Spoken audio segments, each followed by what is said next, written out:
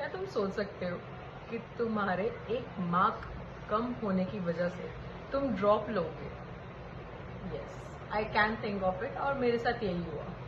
मैंने ड्रॉप क्यों लिया? बिकॉज मैं सिर्फ एक मार्क से रह गई। So hello guys, welcome to my YouTube channel. Myself Presha Nasa, जो कभी नीट एस्पिरेंट थी बट अब एक मेडिकल स्टूडेंट है। तो यार, ये जो जर्नी है, ये जो कहानी है नीट की, ये काफ़ी ही अलग रही है। हर एक की अलग कहानी होती है नीट की, तो मेरी कहानी भी सुनो। तो यार, ये कहानी शुरू होती है जब मैं 10th क्लास में थी। अब 10th क्लास में यार कोविड था, मेरा कोविड वाला बैच था, तो पूरी 10th क्लास यार घर पे ही निकली है। अब घर पे निकली है, और यार मैं शुरू से ना स्टूडियस पर्सन थी, काफ़ी अच्छी थी पढ़ाई में, तो मार्क्स भी अच्छे आए थे कोविड में। लाइक मेरे बोर्ड्स में आए थे। बोर्ड्स हमने दिए ही नहीं, बोर्ड्स के नाम पे प्री बोर्ड्स होते हैं हमारे स्कूल में, जिनके बेस पे फाइनल मार्क्स लगते थे। तो आई स्कोर 98 मार्क्स अप्रॉक्स, 98%। अब इतने स्टूडियस बंदे को ऐसे लगता है ना कि यार अब अगर यहाँ पर इतने अच्छे मार्क्स आ रहे हैं तो आगे भी अच्छे ही आएंगे मार्क्स। अब फिर डिसीजन लेने का टाइम आया 10th के बाद। इट वॉज 1 वीक, मेरे को एक हफ्ते का टाइम मिला और मैंने डिसीजन ले लिया कि मेरे को मेडिकल लेना है, नॉन मेड लेना है। हमेशा दिल की सुननी चाहिए। मैंने भी दिल की सुनी, मैंने मेडिकल ले लिया। शुरू से यही सपना था कि डॉक्टर बनना है, और फैमिली में भी कोई डॉक्टर है नहीं, तो एक ये भी रीज़न था, और मुझे बनना भी था। वो दिल की इच्छा होती है तो वही फॉलो करी और मेडिकल स्ट्रीम ले ली। अब मेरे को लगा कि यार मेडिकल स्ट्रीम में एंटर होने के बाद तुम्हें सिंपली 11th-12th करनी है स्कूल से, और फिर तुम सीधा मेडिकल कॉलेज में आ जाओगे। पता ही नहीं था कि ऐसा पॉसिबल ही नहीं है। तुम्हें एक एग्जाम देना पड़ता है जिसको बोलते हैं नीट, और नीट के बिना तो तुम डॉक्टर बन ही नहीं सकते उसे क्लियर किए बिना। तो ये नीट जैसा जो शब्द है, इसके बारे में तो मेरे को कुछ भी नॉलेज नहीं थी। फिर जब मेडिकल स्ट्रीम में एंटर हुए, फिर पता लगा कि यार नीट जैसे भी एग्जाम देना पड़ेगा तुम्हें। उसके बारे में मैंने सर्च मारा, यूट्यूब पे मैंने बहुत कुछ देखा यार, कैसे कैसे नीट एस्पिरेंट्स को मेहनत करनी पड़ती है, कितना हार्ड वर्क करना पड़ता है, कितना डेडिकेटेडली उनको अपना इस पैशन को फॉलो करना पड़ता है, पढ़ाई करनी पड़ती है कि उनका फिर नीट क्लियर होगा। तो मेरी भी 11th-12th की जो पढ़ाई है, मैंने डमी स्कूलिंग करी है, तो मैंने ऑनलाइन कोचिंग ली थी वेदांतु से। तो लाइक 11th जब स्टार्ट हुई तो बड़े जोश जोश में थी, है ना। उस टाइम पे भी जोश था, और मैंने एंड तक सोचा था कि ये जोश बना रहेगा, ठीक है। बट यस, हर एक के वीक पार्ट्स होते हैं जो पता लगते हैं धीरे धीरे। तो जो मेरा वीक पार्ट था वो था फिजिक्स। लाइक मेरे जो टीचर थे ना फिजिक्स के, उनकी मुझे समझ ही नहीं आती थी बातें। तो एक ये भी रीजन था कि मेरी फिजिक्स बहुत बेकार थी। लाइक मेरे जो बेसिक्स होते हैं ना, वो ही मेरे फिजिक्स के सारे बेसिक्स ही खराब थे। अब जब बेसिक्स खराब है, तो जैसे जैसे चैप्टर्स आगे बढ़ते जाते थे मेरे फिजिक्स के, मेरे बैकलॉग होते जाते थे, और मुझे पुराने चैप्टर्स तो याद होते ही नहीं थे। कंसेप्चुअल नॉलेज ही नहीं थी मेरे को फिजिक्स की। And talking about the chemistry, chemistry was fine, chemistry was okay. अब केमिस्ट्री में मुझे प्रॉब्लम आती थी इनऑर्गेनिक को याद करने में, ये भी एक मेरा वीक पॉइंट था। और बायो ठीक थी, लाइक 360 मार्क्स की बायो होते तो मेरे लाइक 300 तक आते थे, उससे ज़्यादा कभी आते ही नहीं थे लाइक मार्क्स बायो में, ठीक है। तो अब 11th ऐसे बीत रही थी, I was struggling a lot in physics. तो मैंने फिजिक्स में काफ़ी स्ट्रगल करा, और जब मैं अपने मॉक टेस्ट देती थी ना 11th में, तो मेरे को रियलाइज़ हुआ कि जो मॉक टेस्ट के जो मार्क्स है ना, वो धीरे धीरे मेरे कम होते जा रहे हैं। क्योंकि आदत नहीं थी ना, 10th तक तो आदत थी कि बढ़िया मार्क्स आएंगे, अच्छे पढ़ने वाले बच्चे हैं। तो कई बार तो मैं बहुत रोती भी थी अपने मार्क्स को देखकर, लाइक 530, 40, 50, है ना। कई बार 600 आ गए तो खुशी हो जाती थी थोड़ी बहुत, बट फिर भी थोड़ा बहुत अंदर रहता था कि यार बढ़ क्यों नहीं रहे मार्क्स। बिकॉज मेरा फोकस था कि यार ये फिजिक्स बहुत वीक हो रहा है। तो मैं ना यूट्यूब पे एडिशन में फिजिक्स के लिए क्या करती थी, अलग सर की जो वीडियोज़ हैं फिजिक्स वाले की, वो मैं देखती थी। और उसके साथ साथ मैंने क्या करा, वीडियो से भी वो काम नहीं बन रहा था। मैंने हर एक चैप्टर को बहुत बार देखा, बट मेरा कंसेप्ट वाला पार्ट वीक था, वो स्ट्रॉन्ग हो ही नहीं रहा था। मैंने एडिशन में क्या करा, मैंने ऑफलाइन लाइक ट्यूशन्स लगाई अपनी, 2 ट्यूशन्स लगाई। पहले एक लगाई, उसमें नहीं काम बना, दूसरी लगाई, एक और चेंज करी मतलब मैंने। और फिर एंड हो गया 11th का। अब जो बुरी हालत थी फिजिक्स में वो तो थी, ठीक है। अब बायो भी ठीक ही थी, बायो भी इतनी अच्छी नहीं थी। मैं वैसी बच्ची नहीं हूँ कि जिसको सारे सब्जेक्ट्स में बढ़िया हो, परफॉर्म कर रहे हो, नहीं, मैं ऐसी नहीं हूँ, ठीक है। अब जब 12th क्लास स्टार्ट हुई ना मेरी, तो मेरे को इस बात का तो टेंशन था ही यार, फिजिक्स ऑलरेडी मेरी खराब हुई पड़ी है 11th की, अब 12th की फिजिक्स का क्या होगा, क्योंकि फिजिक्स एक तरह से रैंक डिसाइडिंग होती है, ठीक है। तो वो था। अब भगवान भी देख रहा था यार, बहुत स्ट्रगल करी थी मैं फिजिक्स में, मैंने बहुत हाथ पैर मारे, मैंने हर जगह से पढ़ने की कोशिश करी, बट मेरे कंसेप्ट क्लियर हो ही नहीं रहे थे, ठीक है। तो होता है ना कि कहानी में एक सेवियर आता है, तो वो मेरे फिजिक्स के टीचर थे जो मेरे सेवियर थे 12th क्लास में। बिकॉज टीचर्स चेंज हो जाते हैं 11th से जब 12th में आप स्विच करते हो, तो वेदांतु में भी यही हुआ। तो जो मेरी फिजिक्स थी अब 12th की, वो बहुत ही अच्छी रही, वो बहुत स्मूथ थी। और केम में भी काफ़ी हद तक मुझे अपना इंप्रूवमेंट दिख रहा था, बट इनऑर्गेनिक वाला पार्ट तो देखो यार मेरे पल्ले पड़ता ही नहीं था। एक तो मैं ना उससे ना यार जान छुड़ाती थी कि मेरे को नहीं पढ़ना, मैं दूर भागती थी उस पार्ट से। जो लर्निंग पार्ट होता ना वो थ्योरी बेस्ड बहुत था, उसमें एक एक शब्द तुम्हें बुक का पता होना चाहिए, तो वो मेरे लिए बहुत प्रॉब्लम था टैकल करना, ठीक है।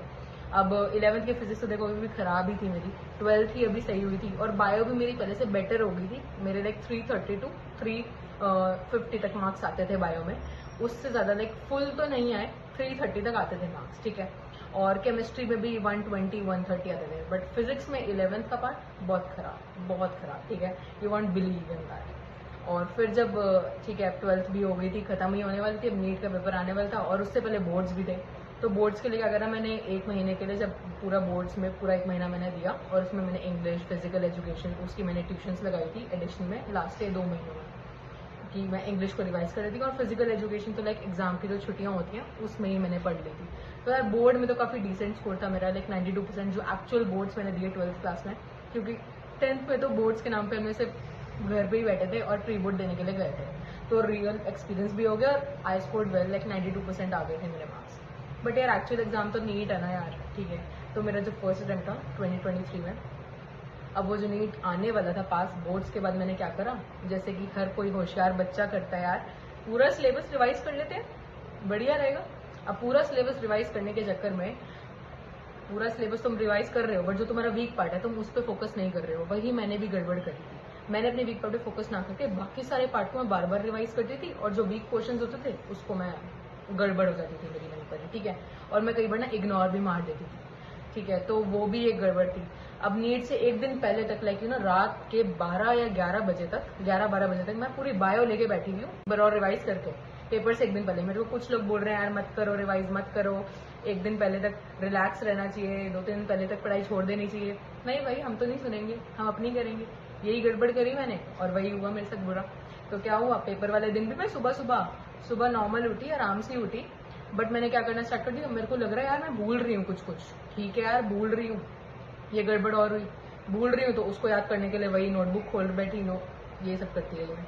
एग्जाम में बस लेकिन 1 घंटा बचा था, फिर मैं सेंटर पहुंची, फाइनली मैंने बुक्स बंद कर दी अपनी, ठीक है। और सेंटर में भी जाके एक गलत अप्रोच मैंने लगाई मेरे पहले टर्म में।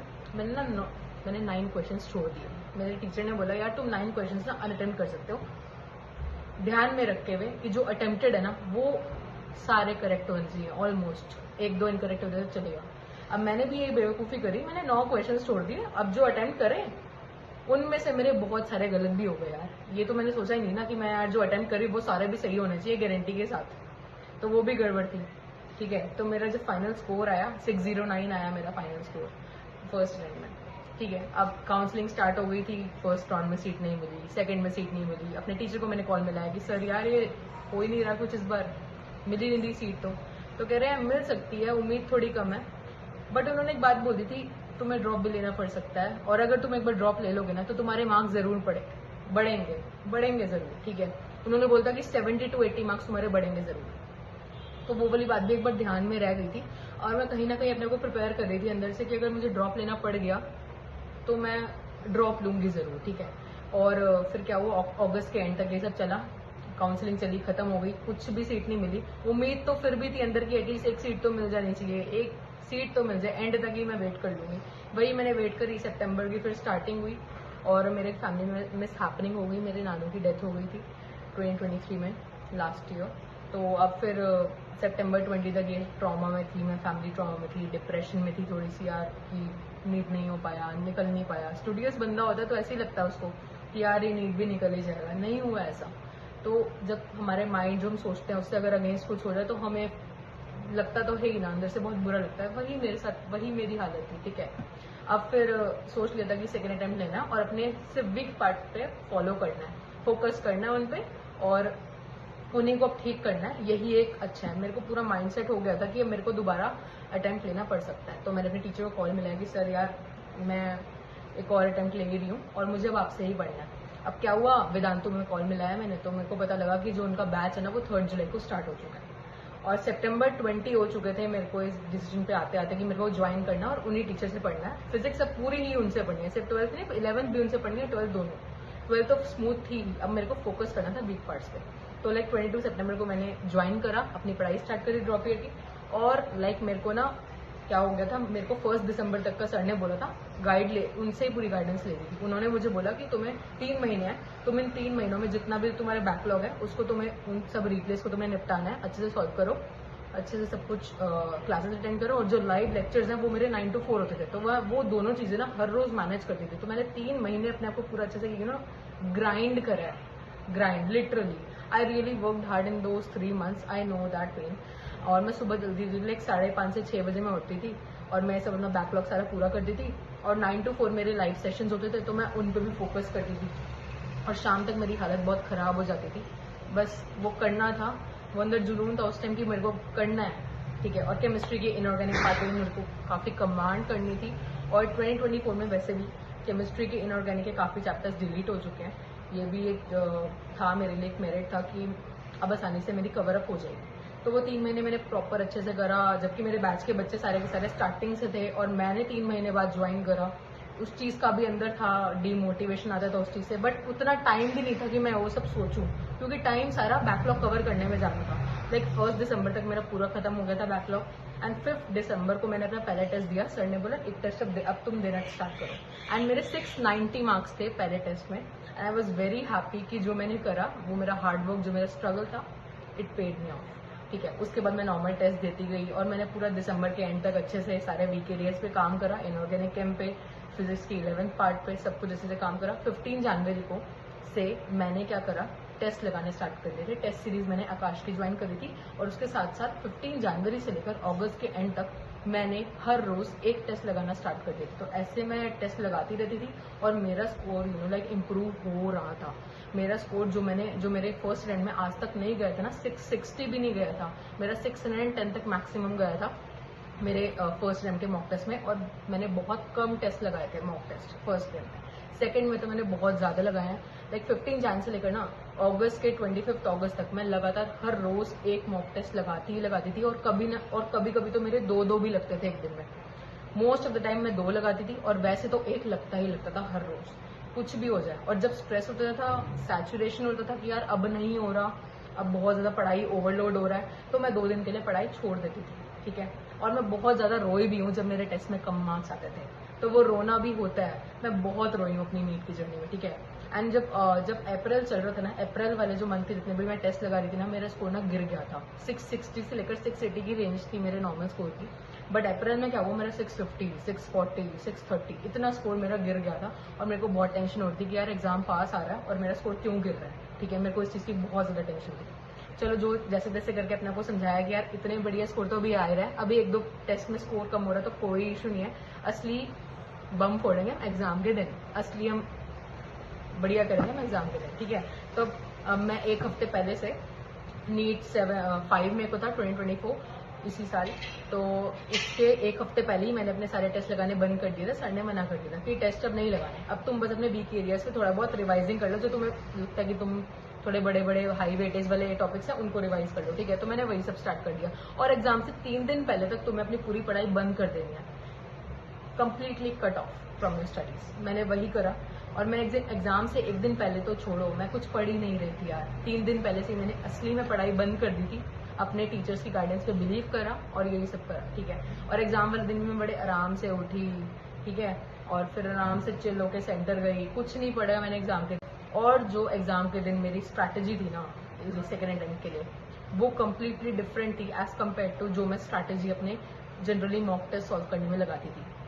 पलट दी थी मैंने अपनी पूरी स्ट्रैटेजी एग्जाम के दिन, और वो मैनेज जो टाइम मैनेजमेंट मैंने करा वो काफ़ी अलग ही लेवल का था, ठीक है। वो मेरे लिए तो काफ़ी अलग लेवल का था, एकदम अलग एक्सपीरियंस था वो। और बस सेंटर में से एग्जाम दे के आई, मेरे को काफ़ी रिलैक्स हुआ, और इसमें मैंने सिर्फ 1 क्वेश्चन छोड़ा था, ठीक है। और उसके अलावा मेरे लाइक 8 क्वेश्चन टोटल गलत हुए थे, तो लाइक मेरा स्कोर 686 बना था, and I was really happy to calculate it after 2 days। Exam से जस्ट 2 दिन बाद मैंने कैलकुलेट कर ही लिया, कंट्रोल नहीं हो रहा था यार, कर लेना चाहिए कैलकुलेट, तो मैंने वही करा।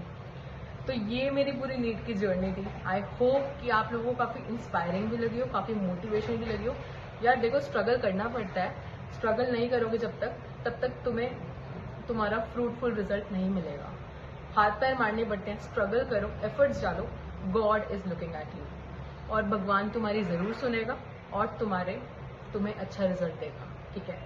So always trust in God, believe in your self कि तुम कर सकते हो, ठीक है। जैसे मैंने अपने अंदर बिलीव करा, मेरे वीक एरियाज को मैंने कवर करा, मेरे टाइम मैनेजमेंट मैंने सीखा उसमें, मेरे जो बैकलॉग थे, क्योंकि मेरी ड्रॉप ईयर की स्टार्टिंग ही बैकलॉग से भी, तो मैंने इस सबको अपने ऊपर हावी नहीं होने दिया, डीमोटिवेटेड ज़्यादा फील नहीं होने दिया अपने आप को। बस मैं करती गई, गिव अप नहीं करा बिल्कुल भी एंड मोमेंट तक भी, ठीक है। 1 मार्क्स से ड्रॉप ले लेना is not a easy thing, मेरे लिए तो बिल्कुल भी ईजी नहीं था, ठीक है, कि 1 मार्क्स से बस मैं रह गई थी एक कॉलेज मिलने से, गवर्नमेंट कॉलेज मिलने से, तो ठीक है। तो बस गिव अप मत करो, एफर्ट्स डालो and you will get what you are looking for, okay. So thank you. This was my new journey. Hope you find it inspiring. Thank you.